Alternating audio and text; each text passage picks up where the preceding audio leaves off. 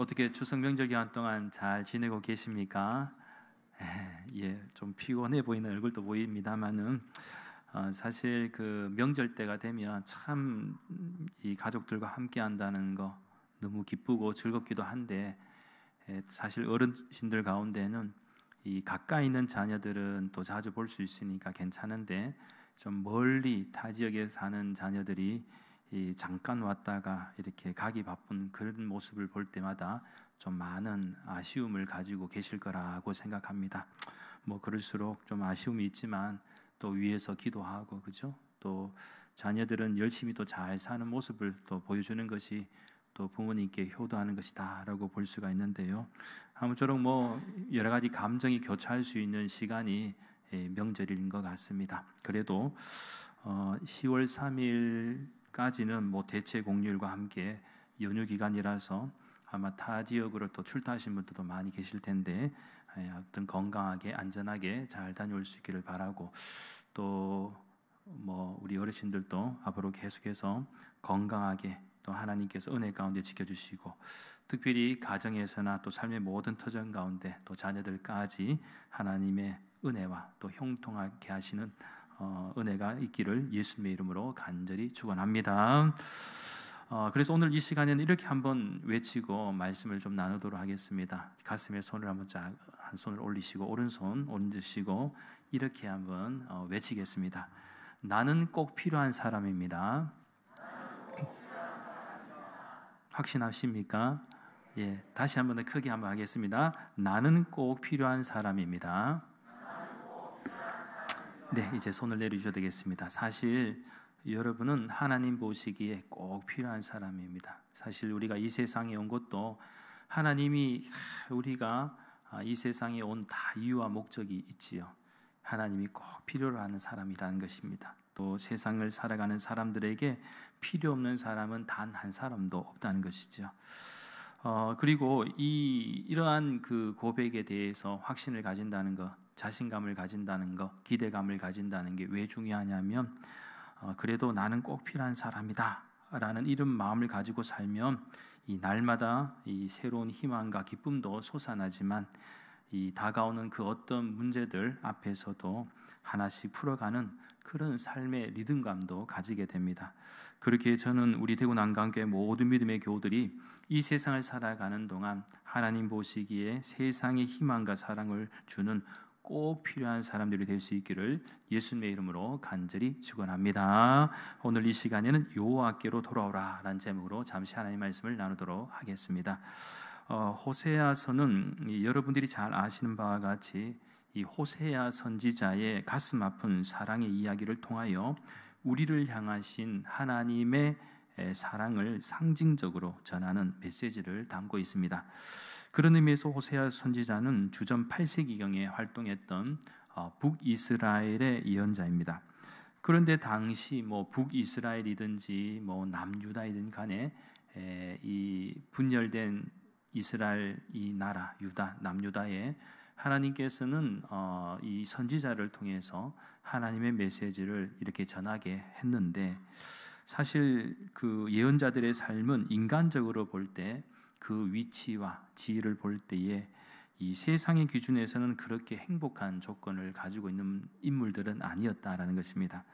오히려 하나님께 부르심을 받고 선택받았다고는 하지만 오히려 인간적인 관점에서는 뭐 더 불행하게 보일 수도 있었습니다. 왜냐하면 이 선지자들이 맡은 그 책임감이 너무나도 크지요. 이게 왜 그러냐면 좋은 소리만 해도 참 그죠? 해볼만 한데 하나님께서 뭐라고 명령하십니까? 계속해서 경고의 메시지, 심판의 메시지, 그죠? 좀 이렇게 듣기 싫어하는 소리를 해야 하니까 이 선지자로서 자꾸 이 잘못된 길을 걸어가는 사람들에게 듣기 싫은 소리를 해야 하니까 그것도 굉장히 부담감이 되었죠. 또 심지어는 온전한 가정과 환경을 유지하지 못한 채 외롭게 주신 사명을 또 감당해야 했습니다. 이는 마치 과거 우리나라의 일제시대 때를 떠올려 보면 독립운동을 했던 분들의 그 가정이 사실 편탄치가 않았잖아요, 그죠? 그런 모습과도 같습니다. 따라서 호세아는 구약의 선지자 중에서도 어쩌면 가장 불행한 사람 가운데 한 사람이 아닌가 생각해 볼 수가 있습니다. 이유가 있다면 고멜이라는 여자와 결혼을 해서 가정을 이루고 또 자식도 셋이나 얻었지만 이 아내가 보통 인물이 아니고 소위 말하는 이 오늘날의 표현으로는 바람기 많은 여자였습니다. 그렇다면 보통 이 사람들이 이런 여자를 용서할 수 있을까요? 그죠? 쉽게 용서하지 못할 겁니다. 그런데 호세아도 마찬가지입니다. 깊은 고뇌와 어려움, 아마 고통의 순간이 많았을 겁니다. 하지만 아이러니하게도 하나님은 호세아에게 정욕에 이끌려 다른 남자를 따라간 고멜을 어떻게 하라고 말씀하시는가 하면 사랑하라고 해요. 그냥 용서의 개념을 넘어서 사랑하라고 말씀을 하십니다. 불쌍하니까 그저 두 눈 질끈 감고 받아들이라는 말이 아니라 사랑하라. 이것은 누가 봐도 불합리한 명령이고 사람의 감정, 이 호세아 선지자의 감정은 전혀 고려하지 않는 이 하나님의 명령이 아닐 수가 없습니다. 그러나 호세아는 하나님의 명령에 따르죠. 그런데요, 때로는 우리도 이성적으로 상식적으로 불합리할 때가 있을 때 잘 참지 못합니다. 그러나 여기서 중요한 것은 이러한 능력은 삶의 대상이지 신앙의 대상은 아니라는 것입니다. 그렇게 가끔씩 신앙의 영역은 상식과 이성 그리고 불합리성을 뛰어넘을 때가 있습니다. 예를 들면 니느웨를 향한 요나의 관점도 그러했고요. 또 아브라함에게 100세에 얻은 이 아들 이삭을 하나님께 제물로 바치라고 했을 때에도 여러분 그게 상식적으로 이해가 될 수 있는 부분입니까? 하나님이 귀하게 주셔놓고 바치라. 그러면 도저히 인간적인 관점에서는 이성적으로는 그냥 이해할 수 없는 그런 불합리한 부분이기도 합니다. 또한 십자가에 달리신 예수님의 사랑도 그러합니다. 하지만 진정한 의미에서 신앙이란 지금 내가 온전히 이해할 수 없다 할지라도 하나님에 대한 전적인 신뢰의 바탕을 두고 또 그분의 뜻을 따르는 것입니다. 따라서 어떻게 보면 이것은 이해를 추구하는 신앙이다라고도 볼 수가 있는데요. 한번 생각해 보십시오. 넘실대는 이 홍해 바다로 들어가라는 명령 얼마나 불합리하고 비상식적이고 비이성적입니까? 하지만 모세와 이스라엘 백성들은 그대로 순종하지 않습니까? 그리고 그렇게 할 수 있는 힘은 어디에서 오는 것입니까? 바로 하나님을 전적으로 신뢰하는 그런 믿음에 있다는 것입니다. 아무튼 이 납득할 수 없는 하나님의 명령에 따라 호세아는 정부를 따라 달아났던 아내 고멜을 찾아가 좋은 말로 타이르고 위로합니다. 그리고 좋은 선물까지 줍니다. 오늘날로 표현하면 루이비통이나 이런 샤넬 가방도 하나 들고 가서 위로했을 수도 있겠죠. 그러니까 다시 시작하자라는 것입니다. 그런데 그 마음이 오죽했겠습니까? 호세아는 가슴이 메이는 아픔으로 고멜의 배신을 끌어안았습니다. 결국 고멜은 호세아에게로 돌아왔습니다. 그리고 해피엔딩으로 끝났으면 참 좋았겠지만 해피엔딩으로 끝난 것이 아니라 또다시 한번 바람난 그 바람기가 좀처럼 잦아들지 않았다는 것. 고멜은 또다시 가정이라는 울타리를 넘어서 정부의 뒤를 따라갔습니다. 그러나 이 환락과 쾌락의 끝이 무엇인지는 뻔하지 않겠습니까? 몸과 마음도 다 거들나고 빛에 몰려 사람 대접받지 못하게 됩니다. 그러자 이번에도 호세아는 아내를 찾아가 대신 빚을 갚아주고 집으로 데려옵니다. 그런데 여기서 호세아는 자기가 겪은 이 쓰라린 아픔과 체험을 통하여 무엇을 읽게 되었는가 하면 바로 하나님의 마음을 읽게 되었습니다. 그것은 바로 하나님의 품을 떠나 우상을 섬기는 이스라엘 때문에 속상해하시고 마음 아파하시는 하나님의 마음을 이해하게 된 것입니다. 따라서 고멜은 타락한 이스라엘 백성들을 의미하고 호세아는 바로 하나님을 상징적으로 의미합니다. 그렇기에 호세아는 하나님과 이스라엘 백성들 사이에서 중보자로 자처하게 되죠. 따라서 오늘 이 시간에는 이러한 이해 속에서 오늘을 살아가는 우리들이 호세아서를 통해서 배울 수 있는 교훈이 무엇인지를 크게 세 가지 관점에서 간략히 말씀을 나누도록 하겠습니다. 첫째는 돌아오라는 하나님의 음성에 귀를 기울이십시오. 오늘 보면 1절 말씀에 주목합니다. 이스라엘아, 내 하나님 여호와께로 돌아오라. 내가 불의함으로 말미암아 엎드러졌느니라. 오늘 보면 마지막 부분에 해당하는 14장 1절 말씀에서 호세아는 이스라엘 백성들을 향하여 여호와께로 돌아오라고 권면하죠. 러시아의 대문호 톨스토이의 우화 중에 다음과 같은 이야기가 있습니다. 물고기들이 한 번은 사람들의 대화를 엿들었는데 그것은 물고기에게 가장 중요한 것이 물이라는 이야기였습니다.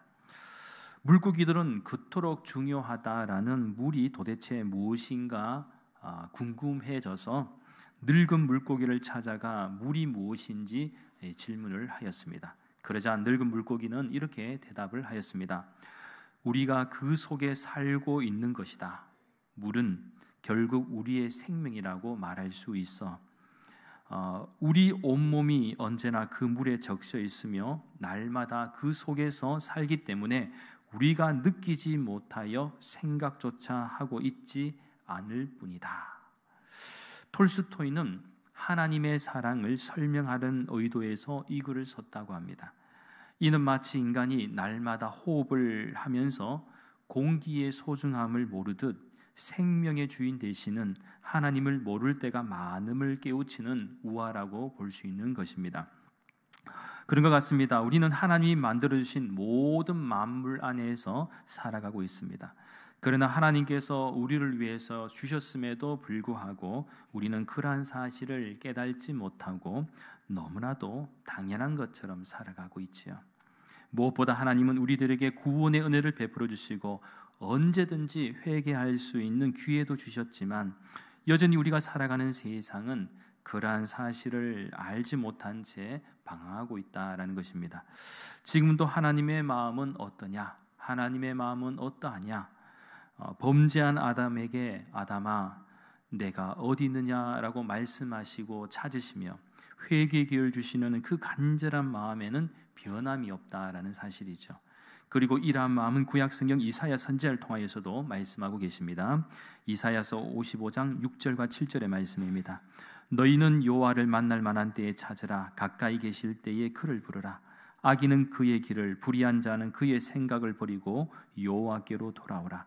그리하면 그가 긍휼히 여기시리라. 우리 하나님께로 돌아오라. 그가 너그럽게 용서하시리라. 아멘. 하나님은 지금도 하나님의 사랑과 은혜를 아는 사람들, 그러니까 우리 믿는 그리스도인들을 통하여서 또한 특별히 오늘 우리 교회와 모든 성도들을 통해서 죄로 인해 넘어진 사람들, 어디로 가야 할지 몰라 방황하는 사람들을 향해서 뭐라고 말씀하시는가? 돌아오라, 돌아오라고 말씀하고 계십니다. 따라서 우리가 해야 할 일은 돌아오라는 이 하나님의 음성에 귀를 기울여야 합니다. 하나님을 떠난 인생은 언제나 죽음과 심판밖에 없다는 것. 바라옵기는 이러한 부르심에 합당한 응답과 순종으로 하나님의 마음을 기쁘시게 하는 복된 우리 대구 난강교회와 모든 믿음의 권속들이 될 수 있기를 예수님의 이름으로 간절히 축원합니다. 둘째는 하나님과의 관계가 회복되면 우리의 삶은 풍요로워집니다. 오늘 본문 5절과 6절의 말씀에 주목합니다. 내가 이스라엘에게 이슬과 같으리니 그가 백합화 같이 피겠고 레바논 백향목 같이 뿌리가 박힐 것이라. 그의 가지는 퍼지며 그의 아름다움은 감람나무와 같고 그의 향기는 레바논 백향목 같으리니. 이 너무나도 우리에게 위로가 되는 말씀입니다. 즉 하나님이 이스라엘의 무엇이 된다고요? 이슬이 되신다라고 말씀합니다. 참고로 비가 내리지 않는 이 메마른 광야에서는 뭐가 필요한가? 이슬이 꼭 필요하고 중요합니다. 팔레스타인 지방에서는 이슬은 식물에게 있어서 그야말로 무엇이냐? 생명입니다. 그러니까 팔레스타인 지방에서는 연중 2회 정도 비가 내린다고 하는데 이른 비는 10월경에 또 늦은 비는 4월경에 내립니다. 그런데 한번 생각해 보십시오. 우리나라는 그래도 강수량이 괜찮은 편에 속합니다. 물론 부족하다고 하시는 분도 계시지만 우리나라도 1년에 한 2번 정도 비 내린다. 그러면 지금 우리나라도 수풀이 많다고 하지만, 그죠? 수목이 많이 있다고 하지만 만약에 1년에 비가 2번 정도 내린다 그러면요, 거의 사막화가 되는 것은 시간 문제다라는 것입니다. 그렇기에 이 비라는 것이 얼마나 중요합니까? 자, 그런데 이 팔레스타인 지방의 땅은 건조하고 메마르다는 것. 그렇다면 어떻게 식물과 초목이 자랄 수 있겠습니까? 바로 이슬 때문이다라는 것이죠. 팔레스타인 지방의 식물과 초목에 있어서 이슬은 정말 생명과도 같습니다. 마찬가지로 오늘을 살아가는 우리들에게도 하나님의 은혜는 생명과도 같다는 것. 그래서 하나님은 이스라엘의 이슬이라고 말씀을 하셨습니다. 그러니까 현대인들의 삶의 자리가 메마른 광야 같고 또 심령이 가뭄의 상태같이 소망 없이 절망하는 우리의 삶에는 언제나 하나님의 은혜는 우리를 살리는 생명이 된다라는 사실입니다. 그렇다면 여러분, 이슬은 언제 내립니까? 이슬이 언제 내리죠? 이슬은 절대로 낮에 내리지 않습니다. 그리고 밤에 내립니다. 이것은 하나님이 만드신 창조 질서 그리고 자연의 섭리입니다. 따라서 우리의 인생도 밤 같은 어두운 때가 있습니다. 그것이 역경과 환난의 때입니다. 또한 고난과 아픔의 상황입니다. 그리고 슬픔과 실패의 때입니다. 그런데 우리가 기억할 것은 하나님의 은혜는 언제 임하느냐? 이와 같은 때에 임하게 된다는 것입니다. 인생을 살아가면서 고난과 역경의 때는 그 자체만으로 볼 때 불행이며 절망 그 자체인 것 같지만 결코 그렇지가 않다는 것을 우리는 알아야 합니다. 예를 들어 시냇물 소리가 아름답다는 것은 보이지 않는 그 물 아래에 모시기 때문에 그렇습니까? 크고 작은 이 돌이 있기 때문에, 돌덩이들이 있기 때문에 시냇물 소리가 아름답게 들리는 것이죠. 사실 그 강 같은 경우에는 이 시냇물에서 들리는 소리를 들을 수가 없어요. 왜 그렇습니까? 이 돌들이 완전히 잠겨 있기 때문에 그냥 물의 흐름만 있을 뿐이지. 그런데 이 크고 작은 돌들이 마치 인생에 있어서 고난과 역경과 같지만 이러한 것을 통해서 물이 걸러지고, 그죠? 깨끗하게 걸러질 뿐만 아니라 아름다운 소리를 낼 수가 있다는 것입니다. 또한 우리가 먹구름이 하늘을 덮였다 해서 태양이 사라진 것도 아닙니다. 먹구름이 지나가면 다시 밝은 태양빛이 비칩니다. 그리고 추운 겨울이라고 해서 모든 나무들이 죽은 것이 아닙니다. 다시 봄이 오면 새순이 나고 새 생명이 약동합니다. 그렇기에 우리 인생도 그렇습니다. 우리가 연약할 때 주님을 의지함으로 주님의 강함을 체험합니다. 우리의 어리석음을 깨닫고 주님을 의지합니다. 주님의 지혜로움을 깨닫고 그 지혜를 배웁니다. 주님을 의지함으로 어려움에서 벗어나게 됩니다. 우리가 슬픈 눈으로 주님을 바라볼 때 주님은 위로해 주십니다. 할렐루야. 따라서 기억하십시오. 우리가 외로울 때 하나님은 우리 가까이 계십니다. 우리가 실패하고 소망 없을 때 하나님은 우리 가까이 계십니다. 우리의 삶이 너무 힘들고 지칠 때 하나님은 우리 곁에 계십니다. 나아가 우리가 좌절과 절망으로 지쳐갈 때 하나님은 나의 곁에 계십니다. 세상을 살아가는 우리의 삶이 날마다 좋은 일만 있을 수는 없지요. 분명히 공고한 날, 실패한 날, 외로움의 날, 아픔의 날, 고통의 날이 있습니다. 어떻게 보면 그런 날은 우리 인생의 밤과 같지만 이 밤에 하나님의 은혜의 이슬이 내린다는 것을 알아야 할 줄 믿습니다. 은혜의 이슬, 깜깜한 밤이어야지 찬란한 빛이 더 잘 보이고 반짝이듯이 우리 인생의 끝자락, 이 어둠의 그 시간에는 은혜의 이슬이 내릴 수 있는 기회가 된다는 것. 그래서 우리는 하나님이 보여주시는 진리의 빛, 은혜의 빛을 보아야 할 줄 믿습니다. 바라옵기는 저는 우리 대구 난강교회와 모든 믿음의 가정들이 항상 하나님과의 관계가 잘 회복되어 오늘 본문의 말씀처럼 아름다운 감람나무와 향기로운 레바논 백향목과 같은 풍요로운 은혜와 역사가 있기를 예수님의 이름으로 간절히 축원합니다. 마지막 셋째는 우리 인생의 성패를 결정짓는 절대 기준은 말씀에 대한 우리의 자세입니다. 오늘 본문 9절 말씀입니다. 누가 지혜가 있어 이런 일을 깨달으며 누가 총명이 있어 이런 일을 알겠느냐. 여호와의 도는 정직하니 의인은 그 길로 다니거니와 그러나 죄인은 그 길에 걸려 넘어지리라. 참고로 여기서 여호와의 도는 호세아서 전체를 통해 제시된 하나님의 말씀, 하나님의 진리를 가리키는 표현이자 넓게는 신구약 전체 성경을 전체 지칭한다라고 볼 수가 있습니다. 그래서 호세아는 이 진리를 가리켜 정직하다라고 표현하죠. 이것은 이 진리가 절대적으로 올바르며 한치의 오류도 없이 정확하고 진실하다는 의미를 담고 있습니다. 그래서 호세아 선지자는 그 진리가 아무리 옳고 바를지라도 또 여기서 중요한 것은 이 진리를 대하는 사람의 태도에 따라서 그 사람이 생명에 이를 수도 있고 걸려 넘어져 파멸의 길에 이를 수도 있음을 지적합니다.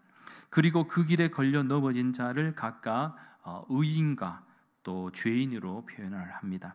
즉 의인은 하나님과의 관계가 바로 정립되어 있는 사람이고 죄인은 하나님의 권위에 도전하고 하나님의 뜻을 멸시하는 사람입니다.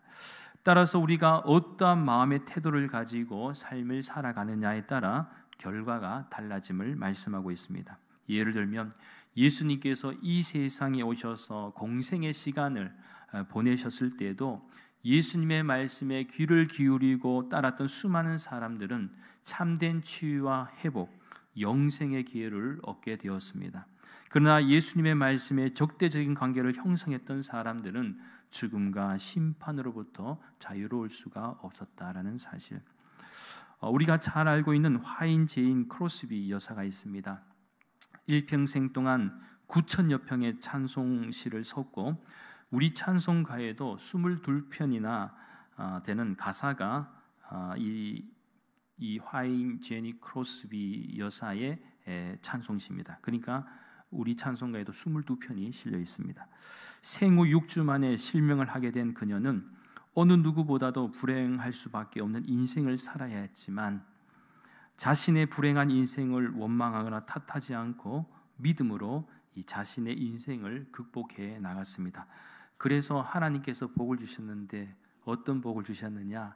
물론 9,000편의 찬송시를 쓰면서 많은 사람들에게 감동도 주고 그렇게 했습니다면 무려 장수의 복도 주셨어요. 95세까지 이렇게 살았습니다. 훌륭한 신앙인으로 살았습니다.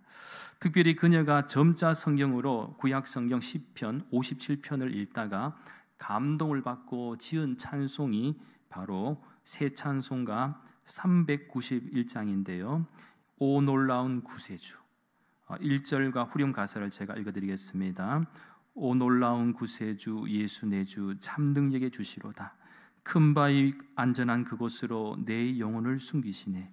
메마른 땅을 종일 걸어가도 나 피곤치 아니하며 저 위험한 곳 내가 이를 때면 큰 바위에 숨기시고 주 손으로 덮으시네. 우리 고백하는 마음으로 우리 1절만 한번 같이 불러보도록 하겠습니다.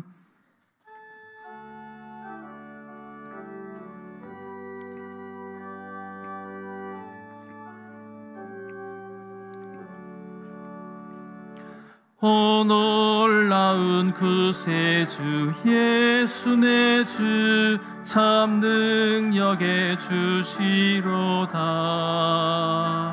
큰 바위 및 안전한 그곳으로 내 영혼을 숨기시네. 메마른 땅을 종일 걸어가도 나 피곤치 아니하며 저 위험한 곳 내가 이를 때며 큰 바위에 숨기시고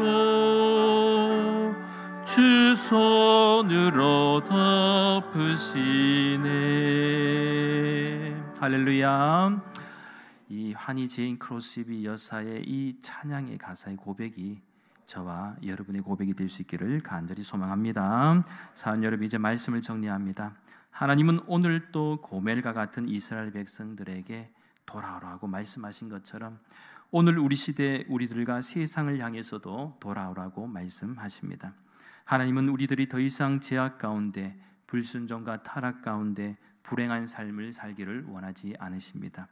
오히려 하나님께로 돌아올 때 참된 치유와 회복, 나아가 풍성한 은혜와 복을 주시기를 원하십니다. 따라서 오늘 주신 말씀 3가지, 우리는 항상 돌아오는 하나님의 음성에 귀를 기울여야 하고, 무엇보다 하나님과의 관계가 회복되면 우리의 삶은 풍요로워진다라는 사실, 나아가 우리 인생의 성패를 결정짓는 절대 기준은 말씀에 대한 우리의 자세임을 기억하며 하나님께 날마다 더 가까이 나아가는 복된 인생들이 되시기를 예수님의 이름으로 간절히 축원합니다. 기도드리겠습니다.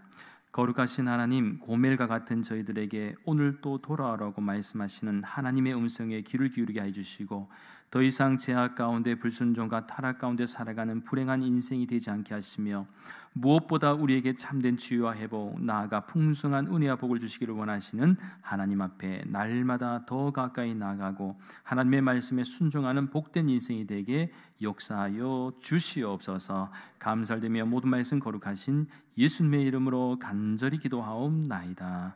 아멘.